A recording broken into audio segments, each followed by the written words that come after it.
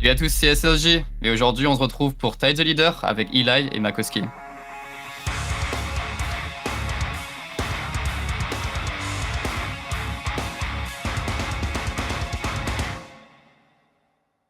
Hello, everyone, and welcome to Tide the Leader, a podcast dedicated to exploring the past, present, and future of competitive Halo. I'm Makowski, and joining me each week is my duo, Eli the Ninja. Our guest for this episode is one of the four pillars of Quadrant Halo. He's been busy putting NA on notice while shouldering the expectations of a continent hungry for a championship. And he just so happens to be one of the nicest players in the game. Let's strike up the drums, the trumpets for SLG. Norwen, how's it going, man? Man, with the recent growth over the past couple of years, really, for EU, this is an episode that we've had earmarked for quite a while. So thank you for joining us. With the start of every episode, we like to get into the origin story. So how did you get into gaming initially?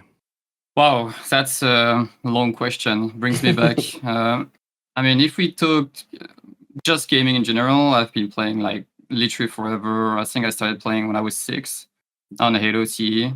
I probably even played just a bit before that on Doom back in the day on PlayStation, but well, that's too far ago. But yeah, now just starting on AOC, like a lot of people playing multi-console against my dad, my sister, and just random friends. We used to play like 2v2 on NGMI, so really like really fun times. I guess my first LAN event, I was 12. It was back on Halo 3. Wow. So it used to be like you were 12. Yeah. But it was like really, so it was obviously like a French only like a LAN event. It wasn't even like the official MLG circuit. We used to have something called like the I Love BTB, which was a BTB like big team battle playlist only between like French players, and we were like over 8 teams. So it was a really fun time. And would that be on LAN? Like, was there like a local LAN scene for EU Halo at this time? Because that was something very prominent in NA, Chicago, Columbus, New York, Dallas. I mean, there was Florida. There was hubs all over the country for local Halo. Was that something that was also around in EU during those classic Halo eras of Halo 3 and such? BTB was only like a French thing, if I remember. It was like only open to France, so it even smaller than EU. And we had like an online circuit between like a lot of French players, and some of these French players were also playing MLG back in the day. But I don't know, I was like very young back then. My connection was like terrible. I had like less than 1 mega, so every time I was starting in matchmaking, I was like in yellow bar. So MLG wasn't really fun for me. So I'd rather play, with like a lot of sandbox and stuff. But yeah, so we had an online circuit basically, and we would like go to Paris for the finals, which was on LAN back on 360. Wow. These are deep-rooted Halo EU history stories that I think a lot of people across the pond assumed that these types of scenes didn't exist. So that's really cool to hear. What was it like going to your first local LAN? And I mean, that has to be a little surreal. It was, I know, for me going to our first LAN in Dallas. I couldn't believe that there was so many people in one room because of Halo. What was it like for EU back when you were 12 years old in 2008? I mean, that's nuts. Yeah, so it was actually 2009, 2010, but there used to be like this kind of LAN event every year for a while between Halo 3, Halo Reach. But yeah, no, that was super fun. Yeah, I remember my first time going there. Obviously, like my parents took me there because obviously I was kind of young. But no, it's super fun to finally put a face on everyone, obviously, the scene was like small, right? We weren't even competing for money. We were just like going there for, just showing we're the best, basically. But no, it was really fun, really good time. Did you win that event? Did your big team win that one? Well, yeah, we kind of won the event. I might have got the MVP title as well, but well, that was so. It was fun times. I mean, Halo 3 big team was pretty intense. It was pretty serious. Like you got Valhalla, Sandtrap, I guess. Yeah, we had Sandtrap. We had Ratnest as well. Ratnest, yeah, with the Warthog driving around the streets. So you play Sandtrap with the elephants. Like what? I feel like a serious big team would have like a dedicated elephant driver, like a dedicated of course. Warthog. No, like you guys, yeah. Okay, I can find. Okay, if you're interested, I can actually send you. We actually had like something called weekly updates because it was like a championship format where each team like, so you'd have like two teams facing each other, you know, and like every two teams facing each other and stuff like this. And like at the end of each week, the staff would make a video of one of the best action from one game. And they would like summarize every matches that happened. So like, oh yes, this team beat team B like 3-0, for example, so they advance and like this kind of stuff. And we have like actually videos which are basically highlights of the best match that happened, for example. I would send you a couple if you're curious, because that's actually really fun. It was like good things. Yes, please. We will play that in the podcast over and overlay it. Kills is a great editor, so he can intertwine that. We'd love to watch some of that old footage. That's stuff that hasn't seen the light of day. I mean, I'm hearing these stories now, Norwen, and I'm getting so excited because I always thought, and I think everybody thought that EU had to come across the pond to compete in some form of serious version of Halo. And it's BTB instead of 4v4, but if you had a full production, you had analysts breaking down the matches. I mean, that's way more full-fledged than I expected the EU scene to be back in the 2000s, which is really cool to hear. And it really speaks to just how long you guys in particular have been grinding it out to get to where EU is today. So I just got nothing but respect. And I'm just getting even more excited about the EU scene, hearing more and more of this history. So very cool story. I love BTB weekly update. Okay. Our team is gonna be the second half of this. But at the beginning, they're gonna show something for 3 minutes to another team. Yeah, it was a good time. I'm the first one in MGK. Is this you? Yeah. Anton. Yes, it was my second name. Back on H3. Et on commence au résumé tout de suite. Symbole de cette creeping up with the bubble shield in his back pocket. So we're a red team, that's blue team, and they're saying like they're staying in defense a lot. Dude, so they were this is nasty. Yeah, so one flag? Yes, so that was multi-flag. So they're hiding their, you know, behemoth or whatever it's called. Like they're in a line like this, so it's harder to climb. So it's easier to defend. And that was our defense. So we had a laser, Spartan laser staying there. And the Banshee was using third person staying there. So they're showcasing our defense system on both sides right there. Oh, so they're in the game with you live. No, that's okay. Oh, it's in theater mode. One sec, yeah. So after each match, we all had to put our game in our fair share. And they would download everything and had to watch it. And especially the host. So they would take every third person from the host POV, so it's like smooth and everything, but they would still need our own POV to put like third person, a first person thing, because on Halo 3 you couldn't get first person if it's not from your own POV. So every week we had to put all our matches in our file share with under a name, and they had to download it and view it, and then they would make this in third person. So cool. So here's the showcasing our defense, like our defense settings, which is like the Banshee here. And like and like that's a hard angle. That's a hard shot. That's sick. Yeah, those are so good. Oh, I always remember being right on the outskirt here, right off the death zone. That's a key takedown on the Banshee.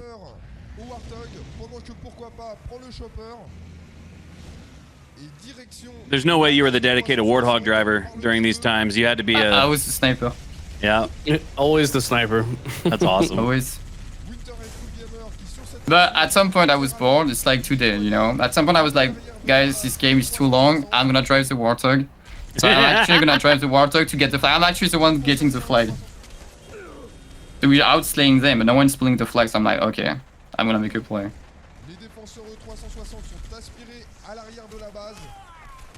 Freedom with our Banshee, and that's me driving. So this is where you say, screw it, I'm driving. Yeah, I'm like, okay, I'm like, come, let's get the flag.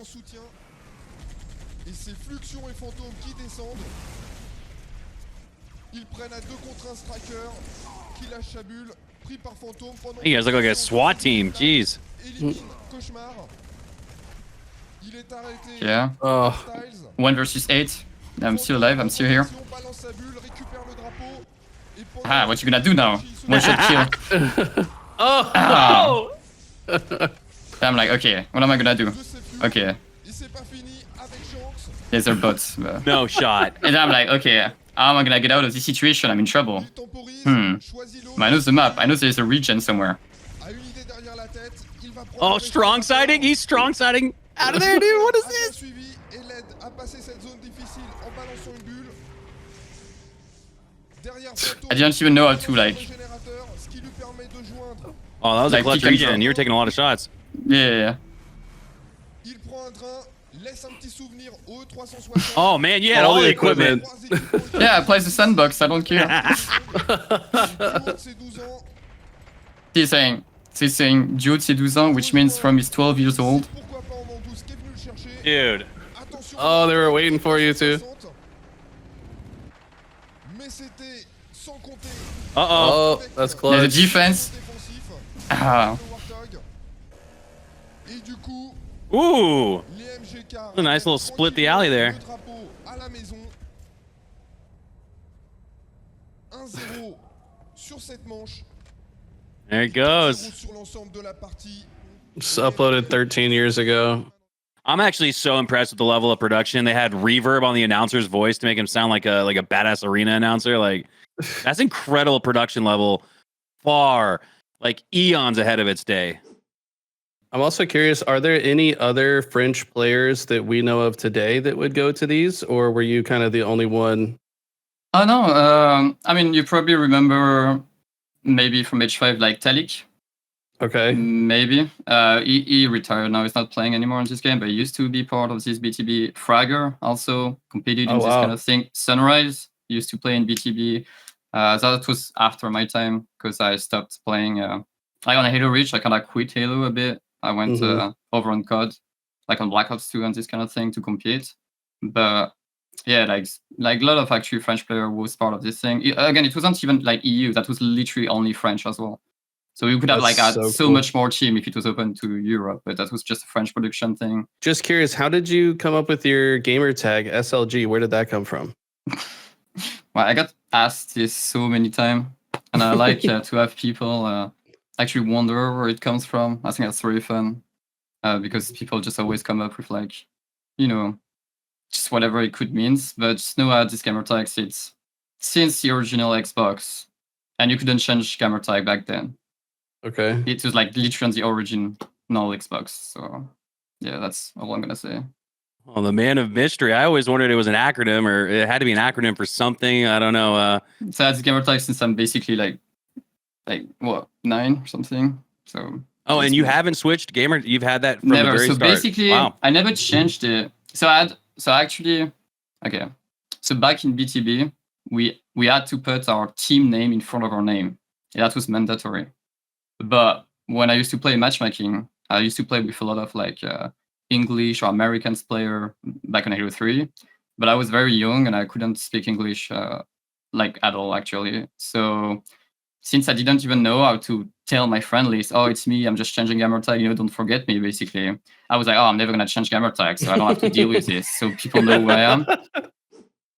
What was it that drew you back to Halo? Did you hear about a competition with like a nice prize pool, or did you hear about some other Europeans switching to Halo 5? What was it that brought you back to Halo at that time?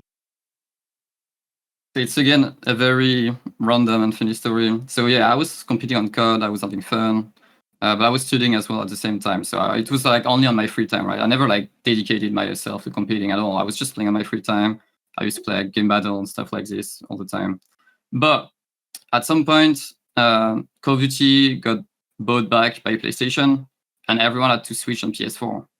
And I was like, well, I don't really want to switch on PS4, right? I'm happy on my Xbox playing. I don't like the PlayStation controller and everything. So I still did it a bit just for fun, but I was like, yes, it's just, I don't know, I'm just not my thing anymore. And I remember back then it was like Destiny that was out. And I used to have fun on this, playing Raid and stuff. And that made me link back up with French players I used to play back on Halo back then. That was still my friend list.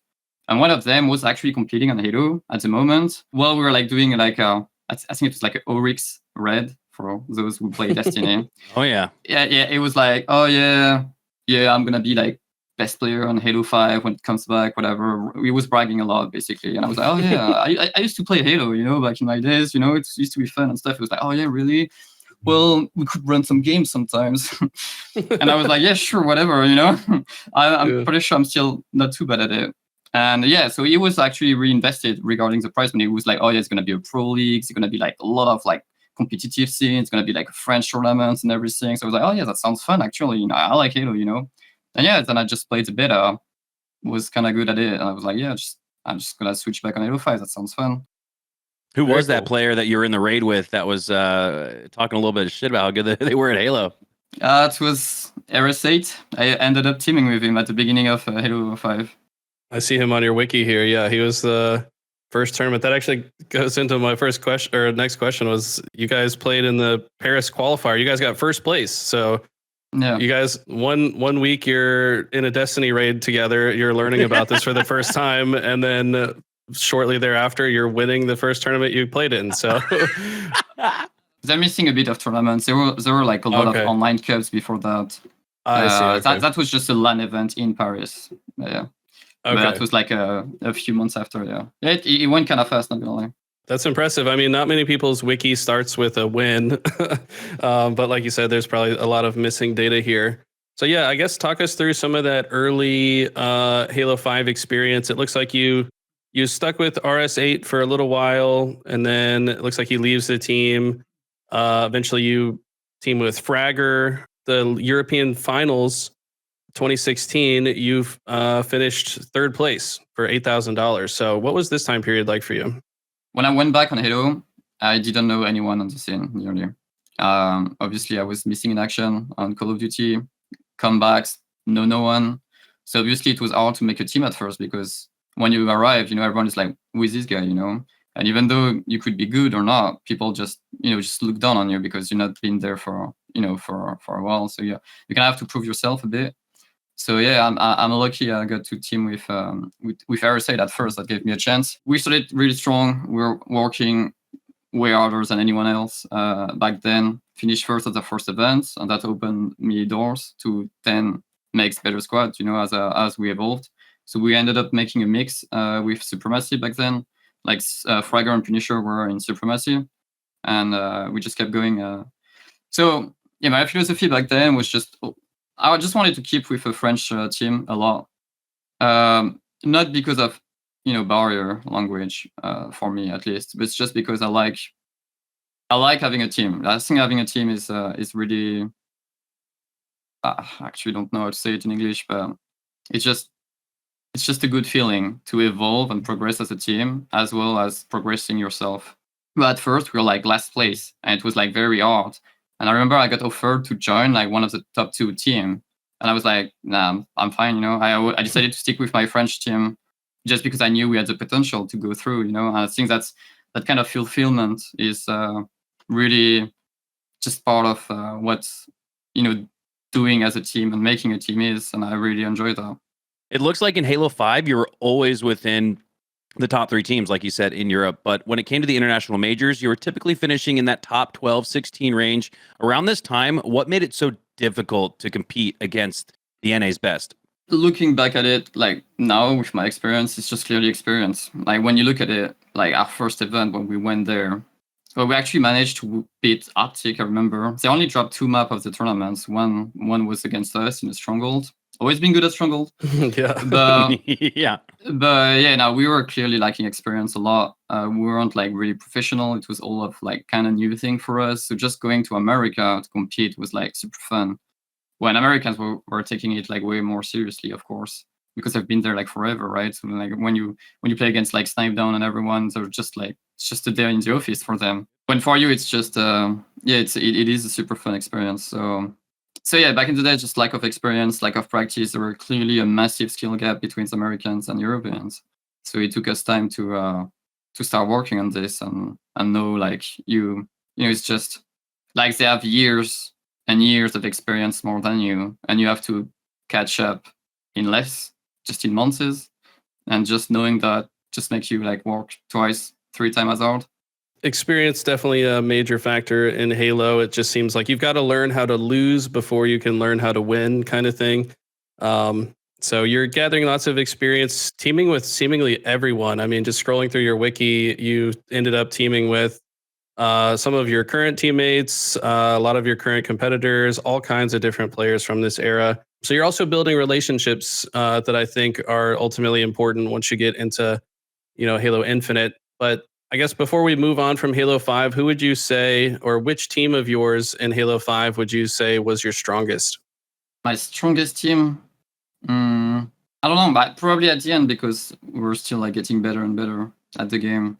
But my favorite moment was definitely qualifying to Worlds for the first time. We are live at the Great Hall here in the iconic Wembley Stadium. Ramirez picks up a kill here, just a 2-kill game at this point. London Conspiracy make it a 1-kill game. SLG starting to heat up right now. He's not missing headshots, and on a day like this, it's Championship Sunday. Batchford is going to be taken down as well. You got him getting pushed over by that shoulder. He's able to get away. Fragger's picking up a kill. Oh my God! Go to take down Septic. This man is on fire. SLG does want to spot one of these players. Look at this. 2 go down for SY right now. 49 to 39. Just trying to finish off 1 kill. Oh my God! With the no-scope on Ramirez. They want to show that France has one of the very best teams. Our series against Infuse back then ended up in a 4-3 victory. So top 2 of this team, of this LAN event, go to Worlds. And the series to qualify for it was like really intense. We were like down 1 map every time. So they were up 1-0. It was 1-0 for them, 1-1, 2-1, 2-2, 3-2, 3-3, and then we win like 3-4. And we felt like 10 kill deficit comeback for like getting 7. So yeah, that was a good series. Yeah, and that was to qualify and make Worlds. That was for qualify for Worlds, yeah. So that's my best souvenir of Halo 5 for sure, by far. That's incredible. At Worlds, what was that like? Because that's a real climb the ladder moment. What place did you get at that event, and what were some of the learning experiences you took away from it? Top 12 or top 16, I don't know. It was like obviously very bad, but I don't know. I disagree. I think top 12, top 16 for EU. This is what, 7, 8 years ago, dude. I mean, that's honestly like this is the start of you guys breaking through. So you probably, with your expectations now, you're looking to claim top 4. It feels like at this point in your career. No, but like back then, we just have to be honest. Like if we look objectively at the skill levels, there was like a massive gap. Sure. Between like the top teams. I mean, they were unreachable for us, like the top teams. Obviously, we could have done better eventually. Like we had close series, but we could have never pretend to be like in any of the top 4. Yeah, it wasn't until Halo Infinite that we really saw you guys start to break through, and I think it's just when that experience catches up. So going into the release of Halo Infinite, you found yourself on the original Quadrant roster with Nurix, Fragger, and Chick. At the Season 1 opener, you guys placed top 12 again, and then before the next tournament, Nurix actually moved into a coaching role, and then Shad comes in to play. Usually if someone gets dropped, they're just dropped altogether. But what went into this decision? Was he just too important of a part of the team? It's just a mix of different factors as well. Like some of us are still passionate, even if they don't necessarily have time or will to put the effort in anymore.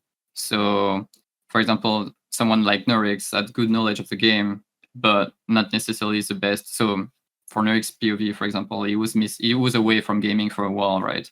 So obviously, like coming back, you're gonna be missing some of these individual skill-wise sometimes, and maybe you have to take a step back and let someone else chances.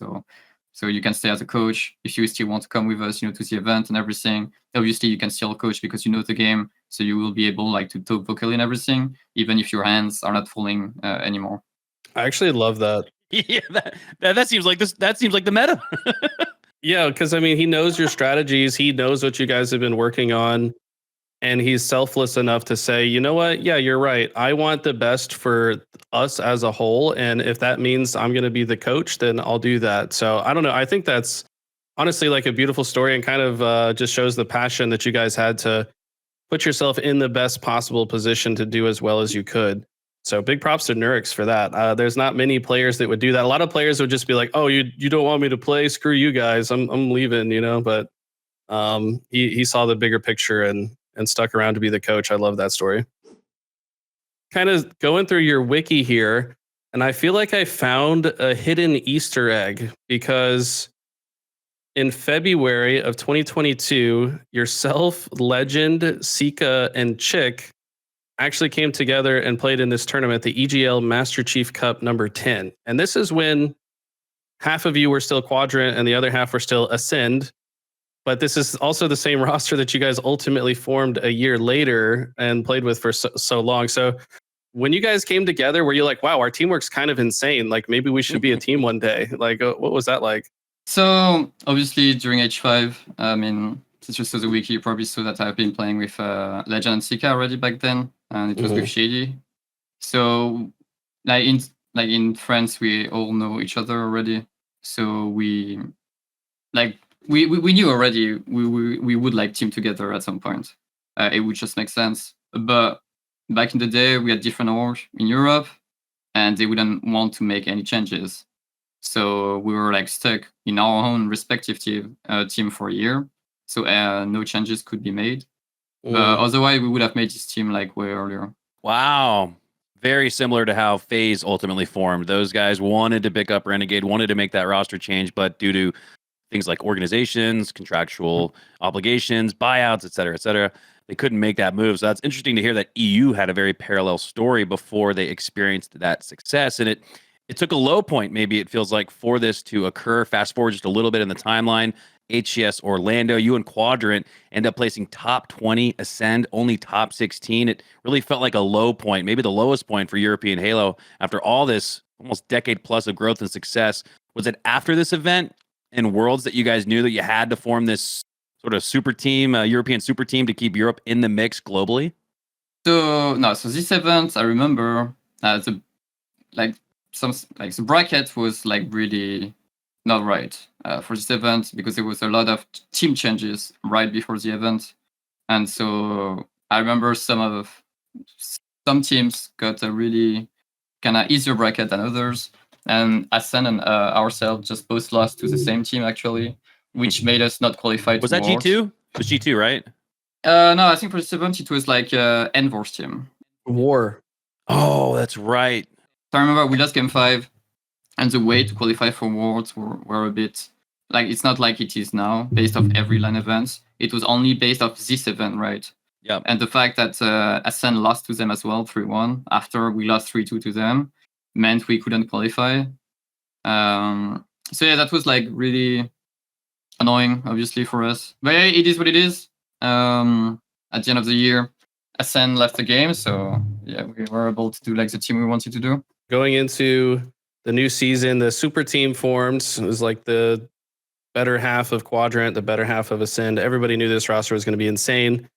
And then I guess right before you guys actually get to play on LAN with this squad for the first time, was it Chick's passport got stolen or something? Yeah. And he couldn't even attend, so you guys ended up having to pick up 2 Foxy. I mean that must have felt really bad. Talk us through that. Yeah, that was really annoying. Obviously, we started practicing even before the season started because we knew team, and we missed World as well. So we had plenty of time to grind off season, right?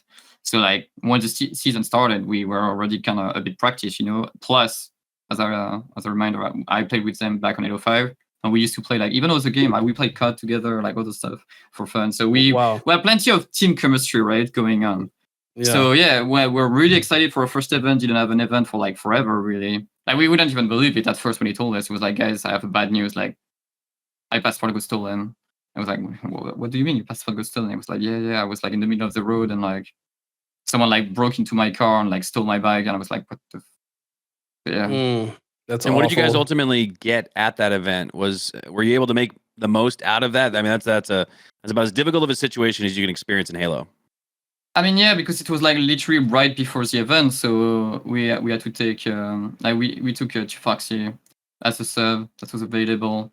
We still like did all right, considering we had a sub. We went game 5 with Optic. That was really good. We actually felt like we could have won it, and we actually managed to test out some stronghold setup. We managed to do even without our full rosters. That we knew like that was good. Very difficult situation that you guys seem to turn into a positive. And then once Chick could attend, got that passport situation figured out, you and the squad went on a historic run, placing top 6 at Dallas, Dreamhack, and then 3rd at Arlington, which was history for EU. I remember everybody going nuts, specifically on set, Shurzy and Gaskin.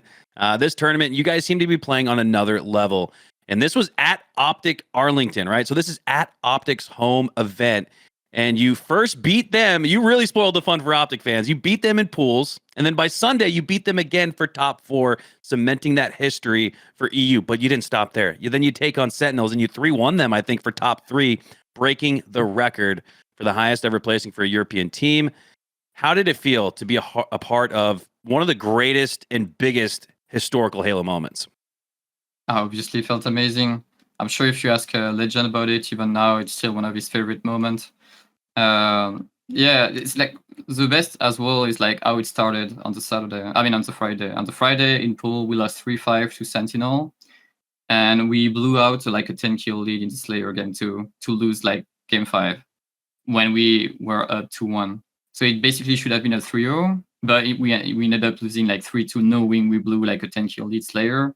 So it was like the worst day possible. We started to lose the bracket, and we're like, oh my god, like that's very bad, right? But it's a tournament, right? So you have to bounce back. Each day is a new day, so you start like fresh. And yeah, like we played terrific on the Friday, and then on the Saturday we played our best. So it's like no tournament is over until it's over. I'm really impressed by this moment for you, Norwen, because, and as a team, because you get to top 4, which tied the historical placing, and you guys could have felt like content with that, like you guys had climbed the mountain, but you guys go one better and beat Sentinels.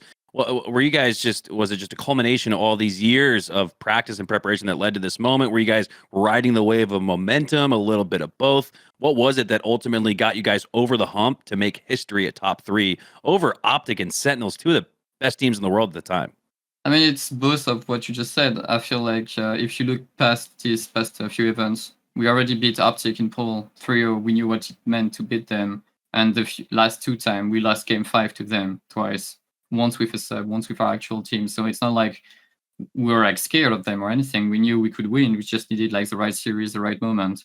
And same with Sentinel. Like we lost 3-2 against them in pool, but ultimately it should have been a 3-0 in our favor. So, or like our 3-1, I forgot the series exactly. But I know we knew we should have won that already. So during event, we never felt content. It's never like we never have a set goal of what you want to play. It's like, oh well, we placed top 4, let's stop playing now. No, I don't think anyone thinks like this. When they play, you just play until you can't play anymore, really, because it's always such fun to play on stage and everything. So yeah, no, we just knew we could beat them, of course, and we tried our best, and it happened. Was this the event that you guys, I think there was an Aquarius CTF against Optic. I think you guys were down 3-0 with like 2 minutes left and then capped like 4 flags in a row to win the game? So no, I don't think it was this event. That was another event where we 3-0 Optic in pool. But I don't think it was this event. But yeah, we were like up 2-0 in pool. And like for the third map, it was like Aqua CTF. We were down by 3 flags, I think.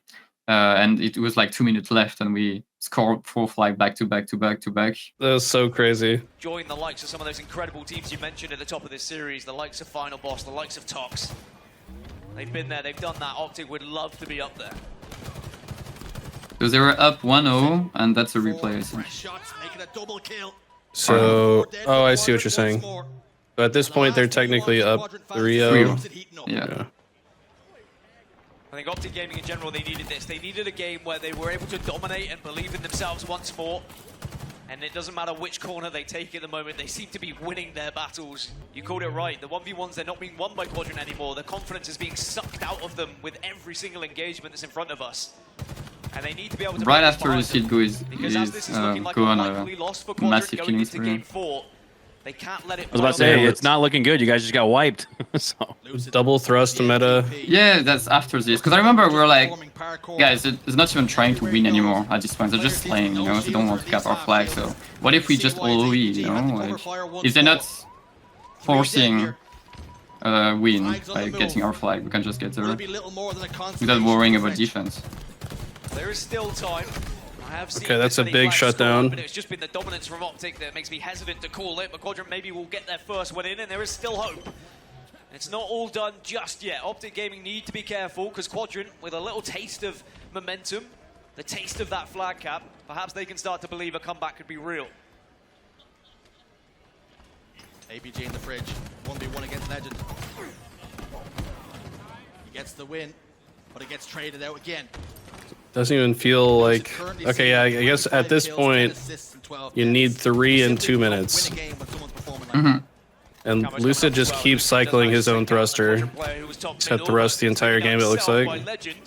Yeah, you'll see 2-1 at the bottom of the score, but we had a reset before that. Hold your phones.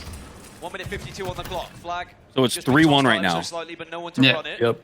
3 dead on Optic Gaming side, and Flag will start She gets to the move. flag out. Lucid's been spotted out.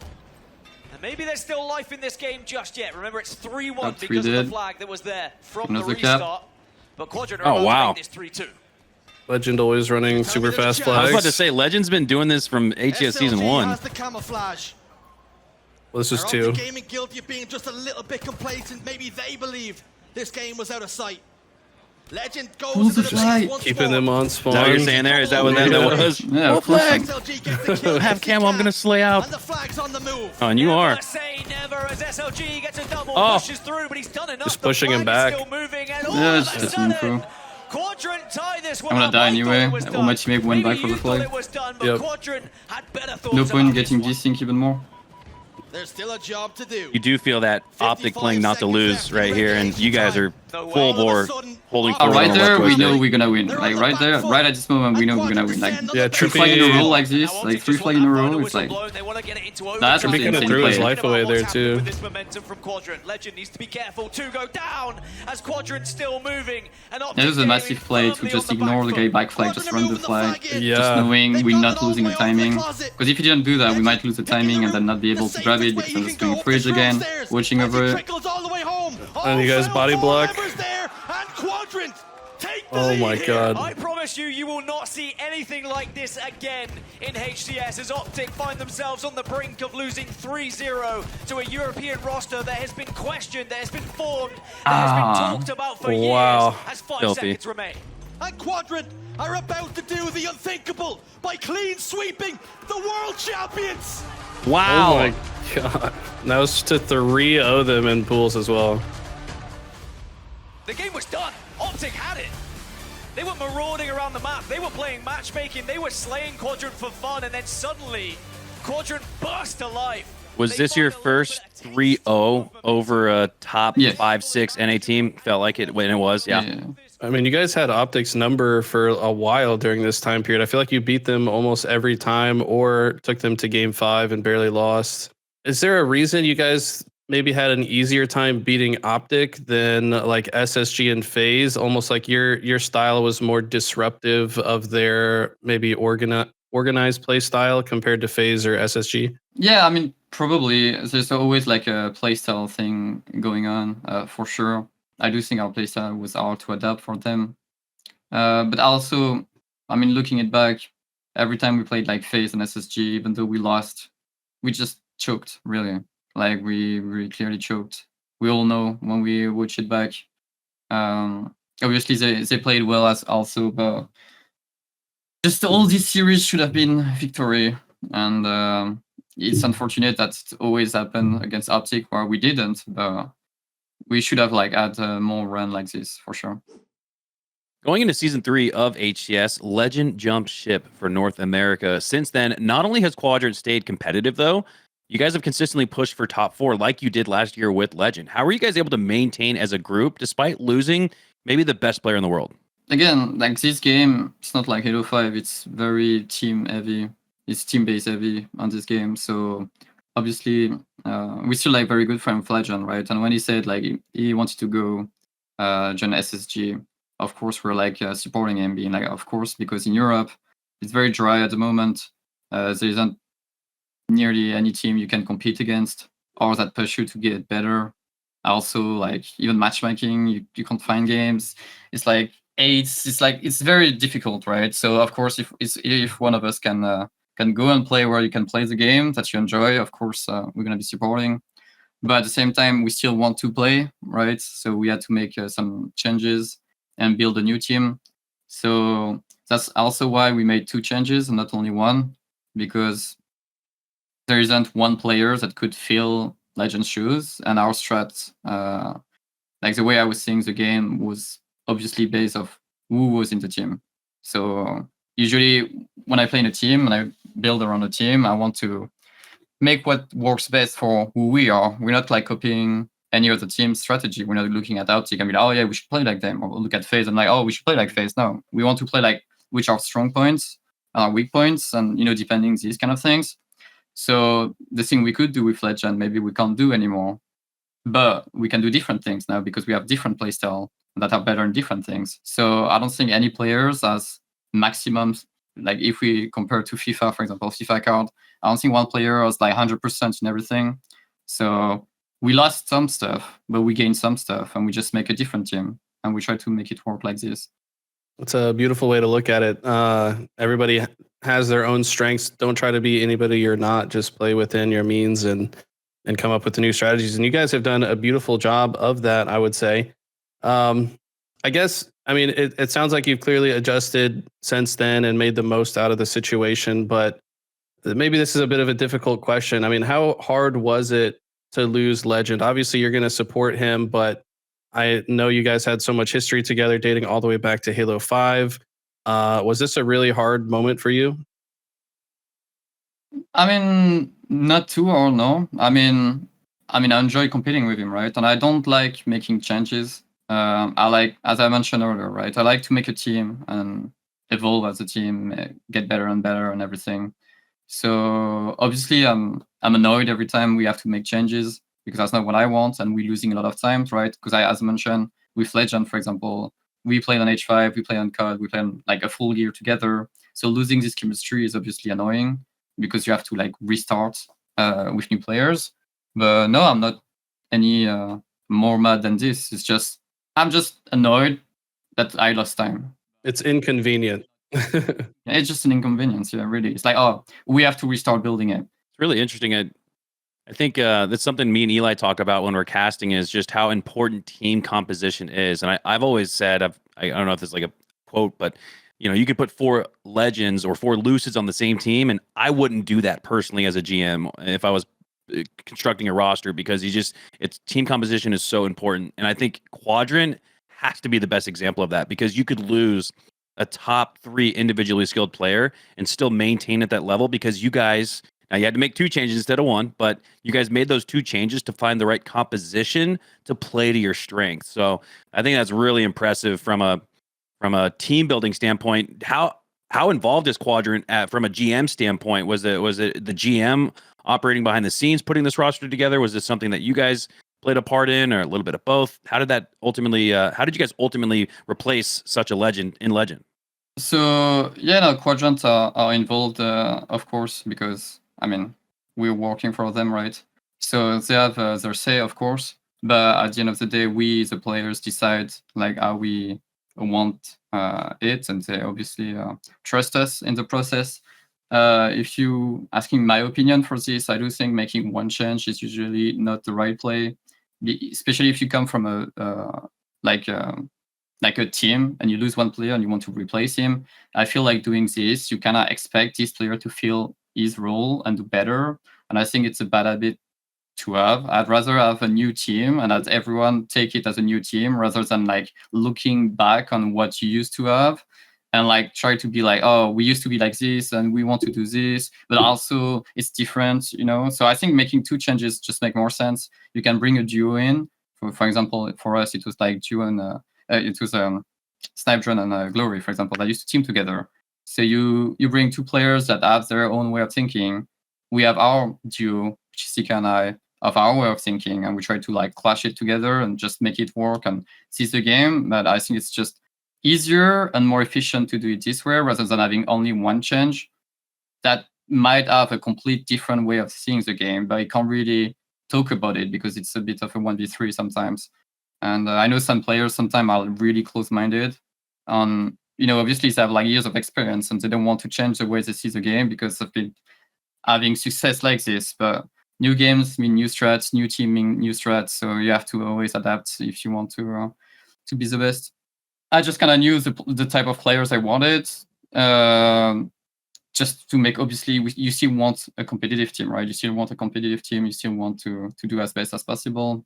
So we had to make this change to build this new team. We don't have that much practice yet. We have on bootcamp in America, like we did last year. We didn't even spend remotely the same amount of time as we did last year with the French Quadrant. But I mean, we took SSG to game 5. We didn't do that last time. We could have even 3-0'd them to again place top 4, which is we should have, to be fair, but it is what it is. It's like we already have a solid base to work on, so that's very good. You're one of 5 Halo professionals that claim France as home. What does it mean to represent your country on a global stage? I mean, French players are always very proud of themselves. Sometimes as a joke, of course, but we still, it's still fun to be a minority and still just try to do our best. And it's really nice to see, for example, we have Hydra on Call of Duty doing insane stuff. And we have Zaiwu on Counter-Strike. We have like our French players everywhere at top level. So it's very nice to have the French community backing us and also like doing our best for them just to show where we are on the map. With Atlanta coming up, do you guys have plans to come to America early and boot camp at all? Yeah, we're gonna boot camp for the 7th. It's gonna be our first boot camp together. So hopefully we can get the most practice we can before this land, and hopefully we can. We're gonna try to make it consistent for the remaining 3 events, just to reach our peak forward. What day do you guys get in? How early in preparation are you guys going to be in Atlanta? We're just going a week early, so we're leaving in a week actually. Does that help you guys get through the jet lag? We talked to a lot of NA players on the podcast, and they that jet lag was brutal for them, man. And that's something you experience every single event outside of HCS London. Is that something that you still experience going across the pond, or has it diminished with so much exposure to flying overseas? No, you always feel the jet lag. It's just time zone. It's like when you get in a routine of sleeping and waking up, you always have experienced it. Obviously, going earlier always help with this. Speaking of that, last month, HCS made its return to London after 6 long years. What did it mean for you to host the event alongside your organization Quadrant and shine a spotlight on the European Halo scene? It's probably one of my favorite Halo events, like ever, really. Besides maybe qualifying to Worlds for my first time Game 7, but no, this event was amazing. Having the crowd backing you up is an insane feeling. Having and especially knowing you're like hosting your event, you have you obviously feel very proud as you play, and just seeing all the Europeans coming, and no, it was a really fun event, and I hope we can do it again because that was sick event really. We didn't physically get to go. It's just going to be difficult for us to travel, but we got to cast it. We were waking up here in the States at 5 o'clock in the morning, 4 o'clock in the morning, actually, just to cast you guys. But it was worth it, man. It was such a fun event to 100%. watch, and seeing the main stage with the trumpets and the drums, there's things that you don't see at any other event. I mean, what's that like sitting on the main stage? And you pull off an awesome win, and then all of a sudden they're playing music behind you. Like, just talk us through that experience. I mean, I wish we would have played against SSG on the main stage. I don't know if you've seen some videos, maybe on Twitter about it. Oh yeah. But I remember during the series at some point I looked to my left. Usually when I play, I'm very focused in the game. I don't really hear or like pay attention to what's going around, right? But I remember looking to my left and seeing it was like so crowded. Like everyone was inside watching our series, and I could hear like they were so loud. I could hear them through like every the headset, the earbuds, and everything. It's the white noise. It was an experience for sure. Yeah, usually at HCS tournaments, it's Optic that has the loudest and most rabid fan base, but it was no question Quadrant at the HCS London tournament, which was really cool to see. Not only just to see someone else get love outside of Optic, which is kind of like the New York Yankees or Dallas Cowboys of the gaming world, but it's cool to see a spotlight shined on an area where it deserves it and maybe doesn't get enough of it. So speaking of Optic, you guys were placed in the pool of death with Sentinels and Optic, ultimately placing 3rd, which set you guys up for a lower round 1 and a long uphill journey through the champ bracket. Looking back on it, is there a game or a series that you thought could have gone your way or a different way and placed you in the upper bracket, or were Sentinels and Optic just better that Friday? First day at the event is always the hardest because you have to get used to, just station again, playing on LAN and everything. Obviously, we lost game 5 to Sentinel, losing both Slayers. We nearly had a crazy comeback on the second Slayer. Yeah, of course, if I look at it back, I know like we should win like these Slayers. At least one of the two, at least like the game 5. But also, it was like our first series of the day, right? And just before that, they play Optic, went to game 5. It's our first series. We're still like a bit slow, even though we won like the Stronghold. It was like we could tell we were like not locked in, which is our bad, right? But it's just always hard. Like the first series is always just so hard, especially when you go against a team that played already. The next day, you guys actually start off on fire. You 3-0 Native Gaming, and you beat a hot Proton team 3-1. How are you guys able to, I guess, regain overnight and start what looked like at the time a legendary lower bracket run? First day wasn't the best, but also wasn't the worst either. I mean, we lost game 5. It was like close series. There's no game we really lost by a lot. Even against Optic, I remember this live fire ball like was crazy close. Probably should have won that as well, like this map, but Deadson went on fire at the end, like it crazy snipe and 5 shots, and we lost by just a few points. But yeah, there aren't like much talk, It was more like, okay, well, today we lost, but we know we didn't play that bad at all, so nothing to be like alarmed or anything, right? We still played well, we just lost, but it is what happens, right? So then the next day, a couple 3-0'd, 3-1, and game 5 against SSG loss. But yeah, no, it was a good run. Well, that's what we'll get to next, because the script was perfectly written. I could feel the electricity and energy. Like Eli said, we were all the way across the pond in Texas watching this. Man, I had chills when just at the announcement of SSG versus Quadrant. What was it like for you to have a chance to repeat history with a top 4 finish against Lqgend, this time on home soil without your previous captain? Quadrant go up 2-0 over SSG in the series, but ultimately lose a nail-biter game 5, 50-48. Talk us through the series and maybe one moment you wish you could have back and change from that outcome. Nah, to be fair, we felt bad for Lqgend. That's why we had to let him win, because otherwise it wouldn't make sense. Yeah, he was. Yeah, to be fair, Lqgend wasn't getting the home cooking love. Like it was almost like Lqgend was from New York, because they were jeering him, man. They were not showing that same support they were for Quadrant. We had the full French and everyone, yeah. And Carl also, like Carl was like screaming. No, but like so many fans. No, but I mean nothing special really. We knew what we had to do. We're up like 2-0. I don't know really. It's like it's just showed a bit like the lack of experience as a team we have right there. But I said, like, even though it's been a few months we've been together, just if you just compare it to any top teams, what is a few months? What is a few months for like 2%. SSG, for example, like except Lqgend, you know what I mean? What is like few months compared to like Optic and everything? So yeah, we were clearly lacking some experience. We haven't been over everything just so far, just yet. So yeah, we just needed a bit more time. Cooking wasn't ready just yet. That's all. It's still in the oven. Yeah, but we're very close already. Very close. I mean, every team's gonna evolve and improve, right? So it doesn't mean like next time we're gonna have 3 of them, but we still have some margin to do for sure. I'm excited to see how good you guys get over the rest of the season. Like you said, with all these lands before the tournaments, if that does become a regular thing, and Quadrant supports you guys to bring you out for long, because it's not cheap for an org to send you guys out a week early and put you in a hotel for that long.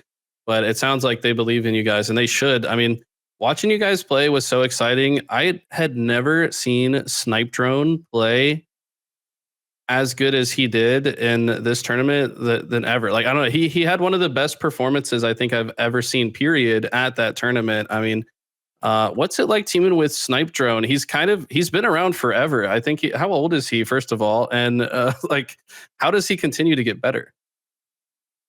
Okay, I'm not sure how old he is. But yeah, no, Mike is a sick player. I think he just don't miss. I think it's just the best aim I've ever seen out of anyone, really. And yeah, it's just I don't know really how to describe him. I think it's just like rock solid. It's someone you can't change. Like whatever happens, it's gonna be there. You can rely on him for his shot, and you can rely on him for his experience. Sometimes it get tough when we try to talk over strategies and stuff. Because of the language. No, just because it's been around forever. So he can have his play style and the way he sees the game, but which is interesting. That's why we wanted a couple changes. So like debating about what could be the best or not is what's good, because then you force each of us to like think about, okay, like you have to prove your point, you have to like go over, make sure you're right before going over things. So, but yeah, no, Mike is Steinbjorn is like very good player for sure. Very interesting to have him, and then Glory, who is like the newest guy to the scene. It's like you've got Snipe Drone, who's been around forever, and then Glory, who like just got here. So I imagine that Glory is still kind of molding his play style every day, and you guys have been helping him with that. What's it like teaming with him? Like, are you taking more of like a mentorship role with him to like kind of teach him how to play different situations? Oh yeah, it's the same I did with Legend, like when he was in the team for sure. Yeah, first of all, I love doing that, and also I think it's just whatever is best for the team. So yeah, Glory individually has so much potential. When you look at his POV, it's very impressive.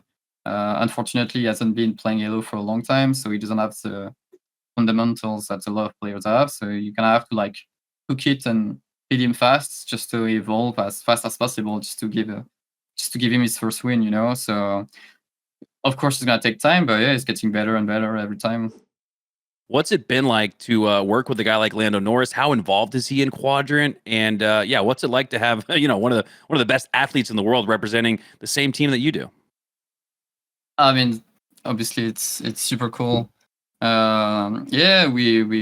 regularly get some messages from Lando. We have a WhatsApp conversation with him. Obviously, he's like very busy, right? So he has his own life and career and everything. He's doing very good at it. But yeah, no, it's always it's just it is a good feeling to know who you're working for, and just watching him evolve in his career at the same time you're evolving in your career, and it's just push you to get better at it. Like every time, you won a race, okay, we need to win a race as well. That's right? what I was wondering.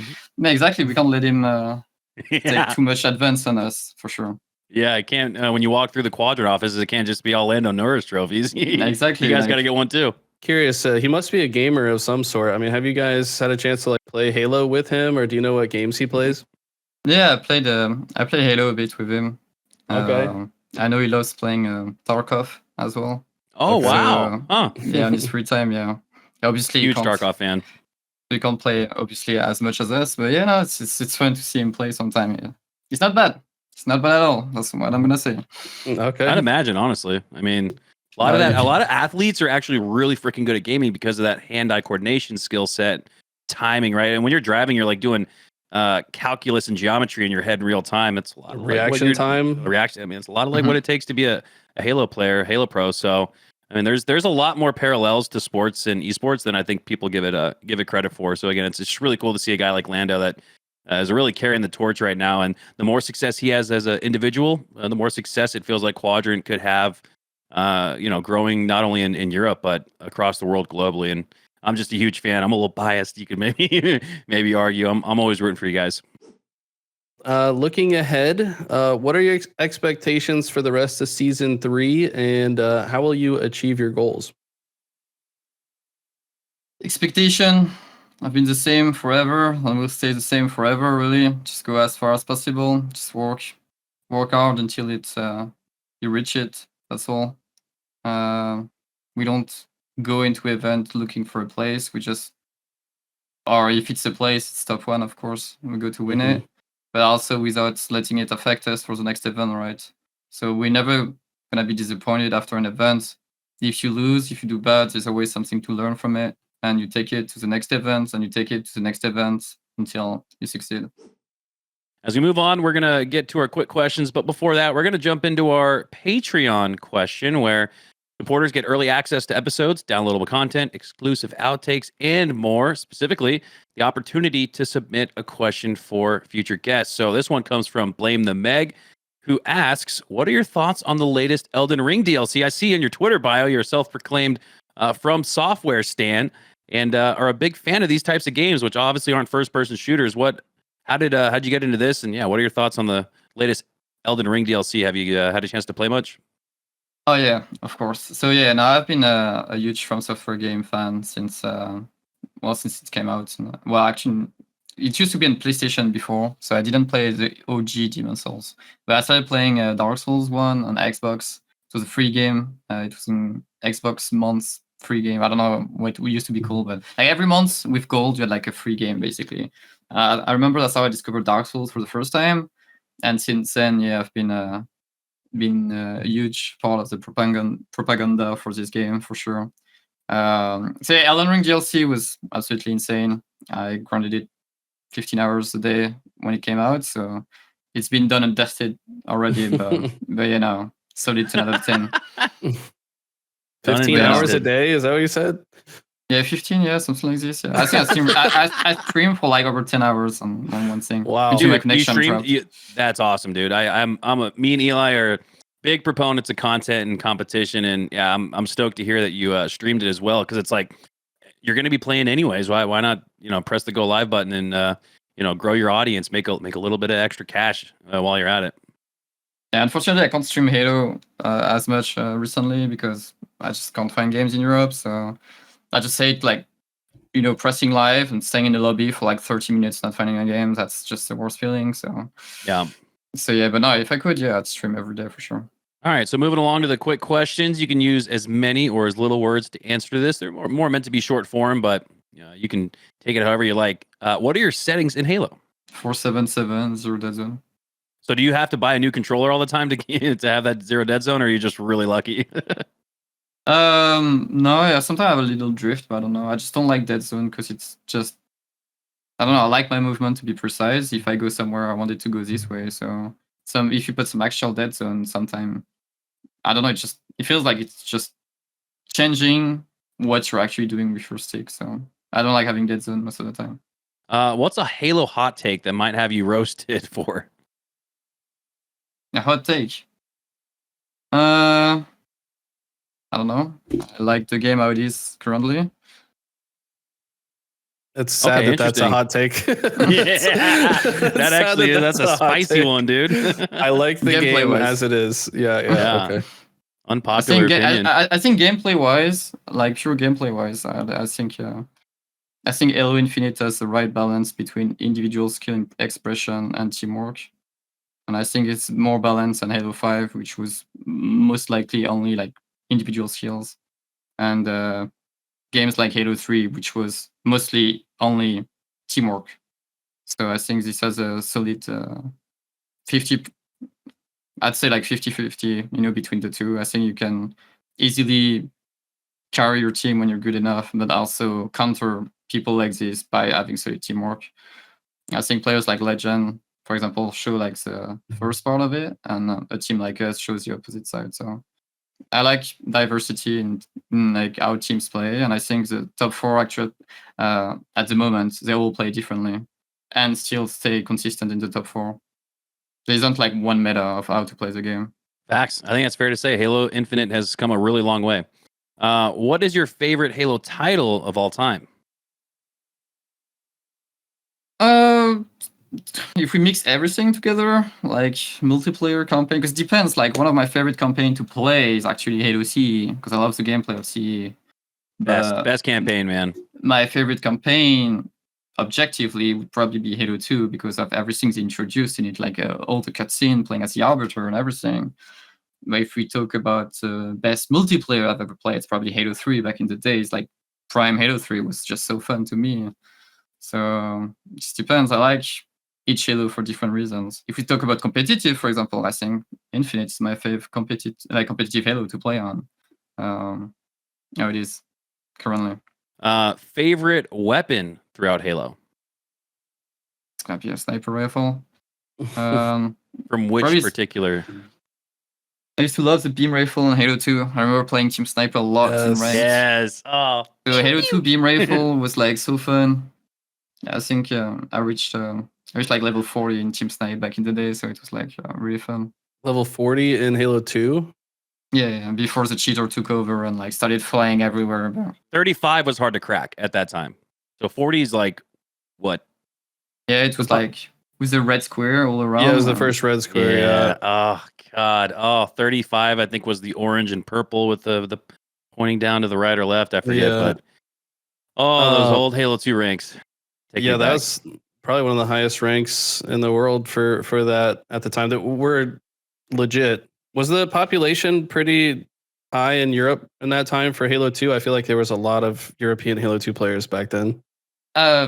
Probably, but obviously I was like very young back then, so I was like, I remember that Team Sniper was the only like playlist I was playing because all the rest was like so lagging. I didn't have like I had like 500k or something connection back then, like through through Halo 3, so it was like unplayable. Team Sniper was the only. I remember I had this map with I forgot the name, but you know, with the train and like the garage thing. Terminal. Oh yeah.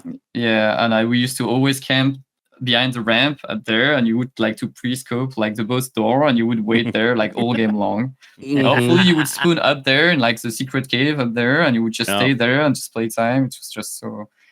I wouldn't say it was really competitive, but I remember I used to play like Team Snipe like all the time back then. Who's been your favorite duo or teammate throughout Halo? I mean, it's gonna be Lqgend. It's gonna be my longest duo. So, it was fun playing with him, especially because he's grinding like fucking 15 hours a day as well. So he's always there, you know. When you want someone on, you just be like, "Oh, Lqgend, wanna play?" Yeah, of course he's there, you know. Yeah, from what I hear, Lqgend literally like just spends all day on Halo, and it makes sense, especially when you look at not necessarily how good he is, but just how well he shoots. But it's really in the way he plays the objective, how quickly he is with flag and rotating oddballs, stuff like that. I think it really points to how much time and commitment he's put into the game. All right, so Quadrant is getting called to the main stage. Who's your favorite rival? Who's the player or team you want to see across the aisle? I mean, I love playing against Optic. History has shown us that we always give a good, obviously a good match. So yeah, no, I love playing against them. I think it's very strategic, but also like we always like give good series. Like regardless of we win or we lose, it's always like intense. All right, and lastly, what is your fondest Halo memory? You touched on this a little bit. You mentioned a couple. Let's nail it down to one. If you had to choose one, what's your favorite Halo memory? I mean, this game 5 victory against Optic the first time was like one of the best feeling we had. Obviously, first because we break the record, and also just the way the series went down. It was really, really close series all game long, and especially going game 5 against Optic back then, which was like prime Optic, you know, like world champ Optic. And everything. Yeah, exactly. So you're like not that confident going into the game 5 because you know that's a bit bread and butter, and having this game like close all game long, making the play and winning based off that, knowing you took the game in your own hand and you won the game because of that, rather than just waiting for them. It would have been like less of a victory if they made a mistake and we win because of that. Only one more kill. SLG pushing up with the Stalker. He's feeling confident, and that's gonna be it. Optic go home. Optic go home. All right, SLG, any final thoughts from you? Any shout outs you'd like to make? The floor is yours at the end of the episode to say whatever you'd like. I mean, shout out to Quadrant for again having us playing for them. Shout out to the EU community, and thanks for the invite, guys. No, thank you for sharing your story. This is very exciting to put more on paper for a scene that's just been just bursting at the seams. It feels like ready to explode, and really has over the last year. And you've been a huge part of that, Norwen. So big ups to you for carrying that torch. That'll do it for this episode of Tide the Leader. Make sure to subscribe to both myself and Eli's channel for more episodes, and we'll see you guys in the next one.